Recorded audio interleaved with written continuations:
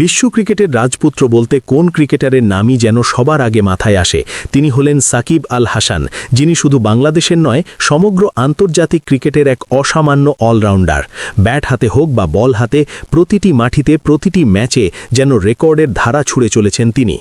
আর এবার সেই মুকুটে যোগ হল নতুন এক পালক। সাকিবকে নিয়ে তৈরি হয়েছে উইজডেনের আইপিএলের সেরা একাদশ, যেখানে এশিয়ার সেরা ক্রিকেটারদের নাম রয়েছে। এই তালিকায় একমাত্র বাংলাদেশি সাকিব আল হাসান আর ভারতের কোনো ক্রিকেটার স্থান পায়নি, যা সাকিবের আন্তর্জাতিক খ্যাতি এবং ফ্র্যাঞ্চাইজি ক্রিকেটে অসামান্য পারফরম্যান্সের সাক্ষ্য বহন করে।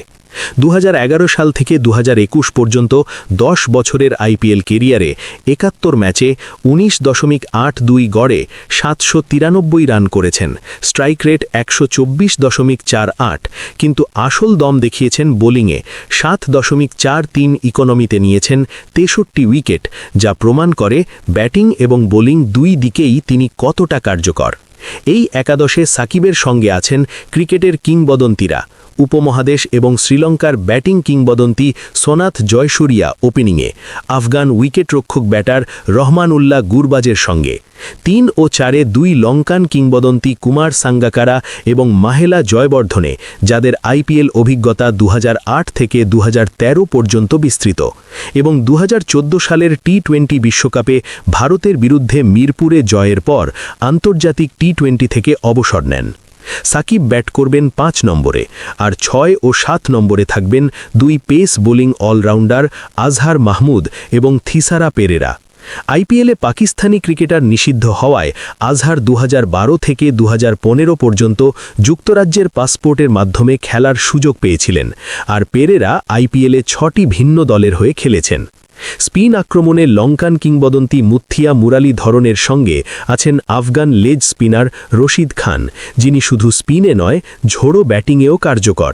2 পেসার লাসিথ মালিঙ্গা এবং সোহেল তানভীরও আছেন, যাদের মধ্যে তানভীর 2008 সালের আইপিএলের প্রথম মরশুমে 22 উইকেট নিয়ে সর্বোচ্চ উইকেটধারী ছিলেন এবং রাজস্থান রয়্যালসের হয়ে শিরোপা জিতেছিলেন।